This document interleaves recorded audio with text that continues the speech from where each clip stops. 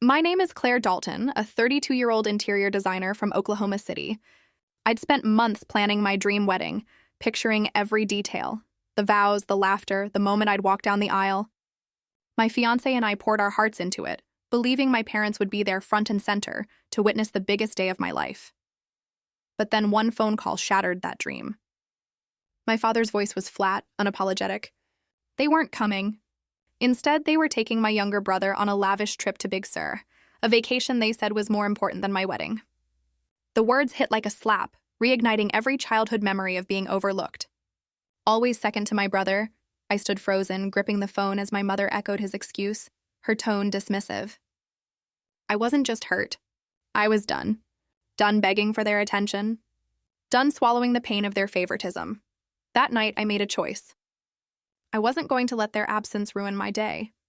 I did something bold, something that would make them regret their decision in ways they never imagined. And when the truth came out, it turned their world upside down. What did I do? Stick around to find out how I took back my power and made them face the consequences. If you've ever felt ignored or betrayed by family, hit that subscribe button and share your story in the comments. Let's build a community that lifts each other up. Stay tuned to see how my parents' choice to skip my wedding led to a moment they'll never forget. Growing up in a quiet Oklahoma City suburb, my childhood felt like a dream until it wasn't. Our little house buzzed with warmth. Sunday barbecues, board game nights, my parents cheering at my soccer games, my father, Edward Dalton, a steady presence with a knack for numbers, and my mother, Marianne Dalton, always juggling her retail job and family dinners, made life feel secure. My younger brother, Caleb Dalton, 4 years my junior, was my shadow, trailing me with his toy trucks and endless questions. We were a unit, or so I thought. I was 10 when the cracks appeared. Late-night arguments between my parents grew louder, their voices sharp with words I didn't fully understand. Divorce, custody, starting over.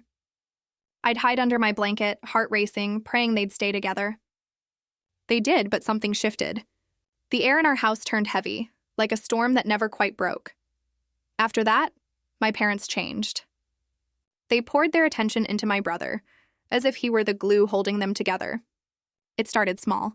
Extra hugs for him, new sneakers when mine were still worn out. By the time I was 11, it was glaring. They'd skip my school plays to take him to baseball practice, praising his every swing while my report cards went unnoticed. "He needs us more," Mom said once, brushing off my disappointment. I tried harder, joining the debate team, winning art contests, hoping they'd see me. But their eyes were fixed on him, his games, his tantrums, his every whim. I'd lie awake wondering why I wasn't enough. One summer when I was 12, I saved up my allowance to buy a new sketchbook, dreaming of showing Mom my designs. I spent hours sketching, pouring my heart into every line. When I finally showed her, she glanced at it, distracted, and said, "That's nice, Claire, but your brother needs help with his science project." My chest tightened, the sketchbook slipping from my hands. I didn't cry. I'd learned that got me nowhere. Instead, I doubled down, practicing speeches, acing math tests, anything to make them notice. But every achievement felt like shouting into a void. My brother's laughter filled the house while my victories echoed in silence. The favoritism wasn't just about attention. It was money, time, everything. They bought him a new bike for his birthday while I got a card with a pat on the back. When I asked Dad why, he sighed, "He's younger, Claire. You're strong enough to handle it. Strong enough."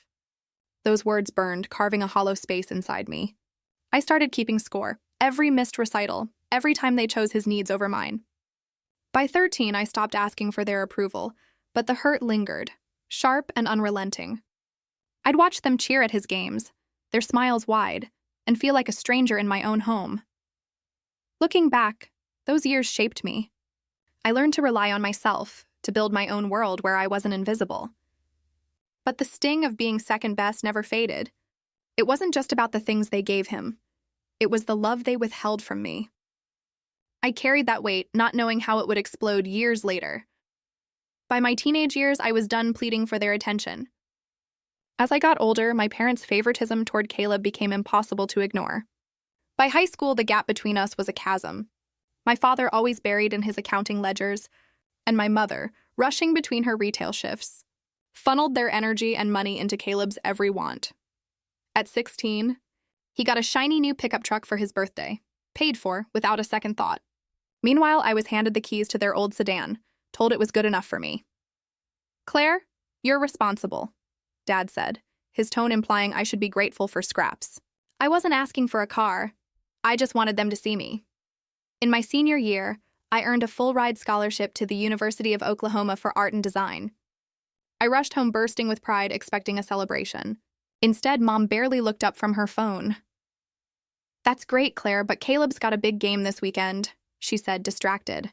Caleb, a junior, was already the star of the basketball team, and my parents never missed a single dunk. My scholarship announcement was forgotten by dinner. They didn't even ask about my college plans, but they shelled out thousands for Caleb's private coaching sessions. I started to feel like a ghost in my own life, my achievements erased by his spotlight. At 19, I moved out, determined to carve my own path. I studied late nights, worked part-time jobs, and landed internships with top interior design firms in Oklahoma City. By 26, I'd started my own small business designing cozy lobbies for local hotels. My first big contract, a boutique hotel downtown, felt like a triumph. I invited my parents to the grand opening, hoping they'd finally be proud. Dad sent a text, "Sorry, Claire. We're at Caleb's gym opening." My brother, fresh out of college, had decided to become a personal trainer. My parents didn't just support him. They funded his entire startup, from equipment to rent. I stared at that text, my heart sinking, realizing my success meant nothing to them. Caleb leaned into their favoritism, basking in the attention. He'd call Mom for advice on his business, and she'd spend hours on the phone laughing, planning his next move.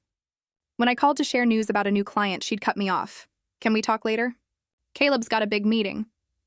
My brother wasn't cruel. He just never questioned why he got everything while I got excuses. Dad would say, "Caleb's still finding his way. You're fine, Claire. Fine." That word became a dagger, slicing through my self-worth. I started wondering if I was the problem, if I'd ever be enough. I pushed harder, taking on bigger projects, winning local design awards. At 28, I was featured in an Oklahoma City magazine for young entrepreneurs. I mailed a copy to my parents, hoping for a reaction. Weeks later, Mom mentioned it in passing. "Oh, that article was nice, but did you see Caleb's new website?" My brother's fitness brand was thriving, bankrolled by their savings. My awards, my late nights, my sacrifices, they didn't register. I stopped sending them updates, but the ache of being invisible grew heavier. Each slight built a wall inside me. I'd lie awake replaying their dismissals, questioning why I kept trying. My parents' love was a currency I couldn't earn, no matter how hard I worked. It wasn't just about money or time. It was the way they looked at Caleb like he was their pride while I was an afterthought. By 29, I knew I had to stop chasing their approval. But the hurt clung to me, shaping every choice I made. When I met Evan Mercer, everything changed. He was a contractor I'd hired for a hotel renovation project. Tall, steady, with a quiet confidence that made people feel safe. We worked long hours together, reviewing blueprints, sharing coffee breaks that stretched into late-night talks. He saw me, really saw me, in a way no one else ever had. One evening after finishing a lighting install, we lingered in the empty lobby, soft jazz playing from someone's phone. Evan leaned on a ladder, smiling. "You work harder than anyone I know," he said. I laughed softly. "That's what happens when you're always trying to prove yourself." "To who?" he asked. I hesitated, then shrugged. "My parents, I guess." He didn't pry, just nodded, eyes warm with understanding. A year later, we were inseparable. Partners in work, life, and eventually, love. When he proposed on a quiet lakeside pier, I cried for the first time in years. Not because I was sad, but because someone had finally chosen me, without conditions. We started planning our wedding, a small ceremony at a rustic barn just outside the city. My best friend Lena offered to help with the decorations, and my coworkers insisted on taking over floral arrangements. It felt like everything was falling into place. Then came the decision I dreaded, calling my parents. Mom answered first, her voice brisk. "Claire, how are you?" "It's been a while," I smiled faintly. "I've got some news. Evan and I are getting married next month." There was a pause. "That's wonderful," she said, her tone polite but distant. Dad's voice chimed in the background. "Where's it happening?" "The Oak Ridge barn," I said, my heart hopeful. It would mean a lot if you both came. He hesitated. Next month, you said? We already booked a family trip to Big Sur with Caleb. Non-refundable. I froze. You're not coming? Mom sighed. Claire, it's been so long since we've all traveled together. Caleb really wanted this. Can't you move the date? I laughed bitterly. No, Mom, I can't move my wedding because my brother wants a vacation. Her tone sharpened. Don't be dramatic. Dramatic? I snapped. I'm asking my parents to come to their daughter's wedding, not a casual lunch. Dad's voice turned cold. Claire, it's just bad timing. You know we love you, but not enough to show up, I cut in. Silence stretched between us. Then Mom said, almost annoyed, we'll send a gift. I hope you understand. I do, I said quietly. I understand perfectly. When I hung up, the ache was bone deep. But this time, it hardened into something else. Resolve. Evan found me on the couch later that night, staring blankly at the invitation list. They're not coming, I whispered. He sat beside me, pulling me close. Then we make our own family, and that's exactly what we did. The wedding day was beautiful. Sunlight spilling through oak trees, laughter echoing through the barn, the scent of wildflowers thick in the air. My friends filled every empty seat my parents had left behind. When I walked down the aisle, Evan's eyes never left mine. We exchanged vows, simple and raw. When the officiant pronounced us husband and wife, I felt something inside me shift, the weight of years finally lifting. After the ceremony, Lena handed me her phone. You should see this. It was a photo Caleb had posted on social media. Him and my parents smiling on a cliff overlooking the Pacific. The caption read, "Family time, I'm nothing better." My stomach turned. Lena frowned. I'm so sorry, Claire, I smiled tightly. Don't be. They made their choice. But as the music played and the guests danced, I couldn't shake the anger simmering beneath my ribs. They'd skipped the most important day of my life without a hint of guilt. That night, as the last guest left and Evan and I watched the stars from the barn steps, he squeezed my hand. You okay?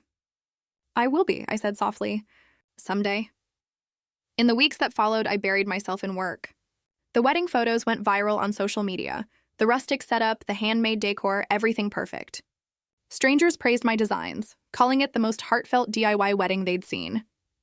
Mom texted me once. Beautiful pictures. You looked nice, just nice, that was it. Months later, I got a call from Dad. Claire, I've been thinking. Caleb's looking for a place to host his engagement party. You still have connections at those event venues, right? For a moment, I couldn't speak. You're asking me to help plan my brother's engagement party after you skipped my wedding? He sighed. Don't make this about you. It's just a favor. I hung up without another word. That night, Evan found me pacing the kitchen. I'm done, I said. They treat me like I don't exist, and I keep trying to earn their approval. I can't anymore, he nodded. Then stop trying. You don't owe them anything, but part of me wasn't ready to walk away. Not yet. I needed closure. 2 weeks later, I got it in the most unexpected way. It started with a phone call from Caleb's fiancée, Madison. Hey, Claire. I know this is awkward, but could you design the decor for our engagement party? I really love your work. I was stunned. You know your parents didn't even come to my wedding, right? She hesitated. I know. And I'm sorry. But this isn't about them. It's about family. Maybe this could be a fresh start. Something in her voice, genuine, hopeful, made me pause. Against my better judgment, I agreed. When I walked into the event hall weeks later, my parents were already there. Mom's eyes widened when she saw me. Claire? I smiled politely. Hi, Mom. Hi, Dad. Dad's gaze flicked around the room, uneasy. You're doing the decorations? Madison hired me, I said calmly. It's business, Mom forced a smile. Well, that's nice. As the evening unfolded, I moved between tables, adjusting floral pieces, ensuring everything was perfect. I caught snippets of conversation. My parents bragging about Caleb's success, about how proud they were. Not once did they mention me, but I didn't feel angry anymore, just detached. When the lights dimmed and the speeches began, I stood at the back, arms crossed. Madison gave a sweet toast, thanking everyone for coming. Then she said something unexpected. And a special thanks to Claire Dalton, not just for making this place beautiful, but for reminding us what family should look like. All eyes turned toward me. My parents shifted uncomfortably. I smiled faintly, nodded, and stepped outside into the cool night air. Evan followed a moment later. "You okay?" he asked. "For the first time," I said, exhaling. "I think I am." Life after that night felt strangely lighter. For the first time, I wasn't trying to earn my parents' love. I was simply moving on without it. Evan and I bought a small house on the outskirts of Oklahoma City. It wasn't fancy, but it was ours. Every piece of furniture, every painting, every light fixture told our story. Built, designed, and placed together. Business was good. My small design firm started gaining traction online. One project led to another, and within a year, I had a waiting list of clients. I finally felt like I'd built something that was entirely my own. No help, no handouts, just grit and late nights. Then, one morning, my phone buzzed. Mom. For a second, I considered ignoring it. But curiosity won. "Hi, Mom. Claire," she began, her tone almost too calm. "I hope you're doing well. We wanted to see if you'd come over for dinner this Sunday." I blinked. "Dinner? Why?" "Well, it's been a while," she said. "Your father thought maybe we could all talk. As a family." The word family felt foreign coming from her. Still, against my instincts, I agreed. Evan encouraged me to go. "Maybe they're finally trying to make things right," he said. Sunday came, and as I pulled into my parents' driveway, that familiar knot of anxiety twisted in my chest. The house looked the same. The flower beds I used to weed as a kid, the same creaky porch swing, the faint smell of Mom's roast drifting through the open window. Mom greeted me at the door with a smile that didn't quite reach her eyes. "You look good, Claire." "Thanks," I said flatly. Dad was in the living room, glasses perched on his nose, pretending to read a newspaper. "Claire," he said, standing to shake my hand, like I was a stranger. Caleb was there too, lounging on the couch, scrolling through his phone. "Hey, sis," he said casually, like we hadn't gone months without speaking. Dinner was quiet. Forced. Mom talked about Caleb's latest business expansion, his new gym location, his investors, his client base. Every word stung like déjà vu. I nodded politely, chewing slowly, waiting for it to end. When dessert came, Dad cleared his throat. "We actually wanted to talk to you about something important." Here it was. The real reason, he folded his hands. "Caleb's gym is struggling with some unexpected costs. We were hoping you could help out. Maybe redesign the space or help attract some high-end clients. You've got such a good reputation in the city." I set my fork down. "You invited me here to ask for free design work?" Mom frowned. "Claire, don't make it sound like that. You're family. We help each other," I laughed bitterly. "You didn't come to my wedding. You ignored my career for a decade. But now that your golden boy needs something, suddenly I'm family again?" Caleb shifted uncomfortably. "It's not like that, Claire. Then what's it like?" I snapped. "Because from where I'm sitting, it's exactly like that." Dad's voice rose. "You don't have to be so defensive. We're just asking for help." "You mean using me?" I said quietly. "Like you always have." Mom's expression hardened. "You're being unfair." "Unfair?" I pushed my chair back, standing. "You've been unfair my entire life. You made me feel invisible. You chose him every single time. And now that I finally built something on my own, you want to claim a piece of it?" The room went still. For the first time, I didn't hold back. "You skipped my wedding for a vacation," I said, voice shaking. "You missed every milestone that mattered. You treated me like I was disposable. I used to think I wasn't enough. That maybe if I worked harder, you'd love me the same way you love him. But now I know better." Mom's lips trembled. "Claire, please." "No," I said firmly. "You don't get to do this anymore." I grabbed my coat and walked toward the door. Before I stepped out, I turned back one last time. "You taught me something," I said.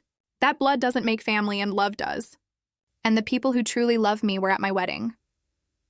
Then I left. Evan was waiting in the car. When I slid into the passenger seat, he didn't ask what happened.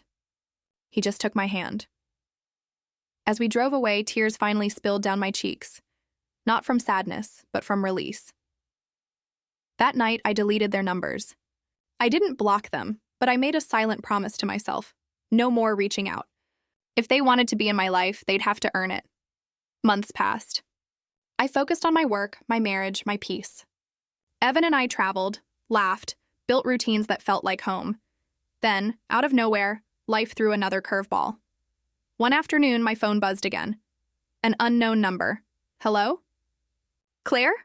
The voice on the other end cracked. It was Caleb, yeah? It's Dad, he said, his tone shaky. He's in the hospital. Heart attack, my chest tightened. For all my anger, the thought of losing him hit hard. I hesitated. Is he okay? They're still running tests, Caleb said. Mom's here. She keeps asking for you. I sat in silence, torn between the past and the present. Evan found me sitting at the kitchen table, pale and still.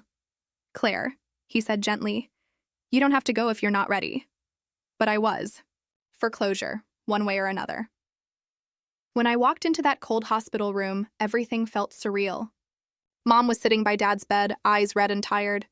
She looked up, stunned to see me. Claire, she whispered. I nodded stiffly. How is he? She swallowed hard, stable. The doctors say it was mild, but it scared him. Scared both of us. Dad opened his eyes slowly, weak but conscious. When he saw me, his face softened. Claire, he murmured. You came. Of course I did, I said quietly. There was so much unsaid in that sterile silence. Years of distance, resentment, disappointment. I'm sorry, he said suddenly, voice trembling. For everything, my throat tightened. Why now, Dad? Because I was wrong, he said. About how I treated you. About all of it. I thought I was doing what was best, keeping the peace, focusing on Caleb. But I see now. I pushed you away. And I can't take that back. For the first time in my life, my father cried. Mom reached for my hand. We were so proud of you, Claire. We just never said it enough. I didn't know how to respond. I wanted to scream, to forgive, to run, all at once. Instead, I just said, I needed to hear that. Dad squeezed my hand weakly. I want to make things right. I nodded. Then start by meaning it. The weeks that followed were strange. Dad recovered slowly, and in that fragile space between hospital visits and quiet evenings, something inside my parents seemed to shift. They called more often, not to ask for favors, not to talk about Caleb, but to check in. How's work, Claire? Mom would ask. You still doing those hotel projects? Sometimes I'd keep the answers short, unsure if I believed the change was real. Other times I'd find myself talking longer than I meant to, easing back into the rhythm of something that almost felt like family. Caleb was different too. One night, he stopped by my office with takeout. I owe you an apology, he said, setting the food down. For letting Mom and Dad treat you that way. For not speaking up, I raised an eyebrow. You didn't exactly make it easy for me either. He gave a small, sheepish smile. I know, I was selfish. I thought their attention meant I was special. But honestly, it just made me dependent. You built something real, Claire. You did it all yourself. I admire that. For a moment, I didn't know what to say. It was the first genuine acknowledgement I'd ever heard from him. We talked for hours, and by the time he left, I realized something. I didn't hate my family anymore. I didn't trust them completely, but the resentment that once defined me had started to loosen its grip. A few months later, Mom called with unexpected news. Your father wants to throw you a celebration dinner, she said hesitantly, for your business. He saw that article about your design work being featured in the state magazine. He's proud, I almost laughed. It sounded absurd, and after all those years, now they wanted to celebrate me. But when I hung up, I thought about something Evan once told me. Sometimes forgiveness isn't about them deserving it. It's about you not needing the anger anymore. So I agreed. The dinner was small, just family, Evan, and a few close friends. My parents had reserved a cozy private room at a restaurant downtown, decorated with simple flowers and candles. When I walked in, Mom hugged me for the first time in years. You look beautiful, she said softly. Dad stood, raising a glass. To Claire, for her success, her strength, and for never giving up. You remind us what resilience looks like. The room clapped politely, but I barely heard it. My eyes were wet, my chest tight. For the first time, I didn't need their validation. But hearing it, finally, felt like closing a chapter that had been open too long. After dinner, as we stepped outside into the cool evening air, Dad caught my arm. I know an apology can't fix everything, he said, but I hope it's a start. It is, I said quietly. But I'm not doing this for you. I'm doing it for me." He nodded, understanding. That night, as Evan and I drove home, city lights flashing past the windshield, he reached for my hand. "You okay?" I smiled faintly. "Yeah, for the first time in a long time, I actually am." He looked over. "You ever think about what would have happened if they had come to the wedding?" I thought for a moment, then shook my head. No, because if they had, I might have never found the strength to stop chasing their approval. I needed that pain to grow. When we got home, I slipped off my heels and walked barefoot onto the porch, staring up at the stars. The air was still, the night peaceful. I wasn't the forgotten daughter anymore. I wasn't the girl begging for love that never came. I was a woman who'd built her own life, her own family, and her own peace. And for once, that was enough. A few months later, I received a letter in the mail. Handwritten, no return address. Inside was a photo. My parents and Caleb standing in front of his new gym, smiling. On the back, in Dad's shaky handwriting, were 6 words that made my throat tighten. "We're proud of you. Too, Claire." I folded the photo, slipped it into a drawer, and whispered to no one in particular, "It's about time." Then I smiled, not bitterly, not sadly, wow, but with quiet gratitude, because sometimes the closure you need doesn't come wrapped in apologies or grand gestures. Sometimes it comes when you stop waiting for them to change and start choosing peace for yourself.